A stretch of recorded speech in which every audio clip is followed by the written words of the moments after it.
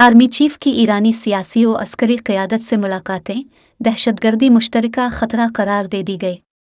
Army chief की Iran की अस्करी क़यादत से मुलाकातें हुईं, जिसमें सरहदी इलाकों में दहशतगर्दी के ख़ात्मे के लिए मुअस्सर ताउन पर इत्तफ़ाक़ किया गया। पाक ईरान फ़ौजी सरबराहान ने इत्तफ़ाक़ किया कि दहशतगर्दी ख़ित्ते और दोनों ममालिक के लिए मुश्तरका ख़तरा है। ISPR के मुताबिक दोनों मुल्कों की अस्करी क़यादत ने इंटेलिजेंस शेयरिंग ऑपरेशन के ज़रिए दहशतगर्दी के ख़ात्मे के अज़्म का इजहार किया। आर्मी चीफ को ईरानी अफ़वाज के दस्ते ने मिलिट्री हेडक्वार्टर्स में गार्ड ऑफ ऑनर पेश किया। ISPR का कहना है कि आर्मी चीफ ने ईरान के सदर इब्राहिम रईसी और वज़ीर ख़ारजा हुसैन अमीर अब्दुल्ला से भी मुलाकात की, जिनमें इलाकाई अमन के लिए पाकिस्तान ईरान दो तरफ़ा ताल्लुकात की अहमियत पर तबादला ख्याल किया गया।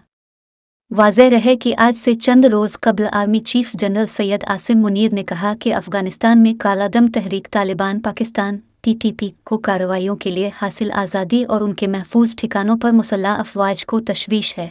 उम्मीद है अफ़गान हुकूमत दोहा मुआहदे के मुताबिक अपनी सरजमीन किसी मुल्क के ख़िलाफ़ दहशतगर्दी के लिए इस्तेमाल नहीं होने देगी। Inter services public relations ISPR की जानिब से जारी बयान के मुताबिक army chief general Syed Asim Munir ने क्वेटा गरीजन का दौरा किया। आर्मी चीफ को रोब के हालिया दहशतगर्द हमले के बारे में ब्रीफिंग दी गई।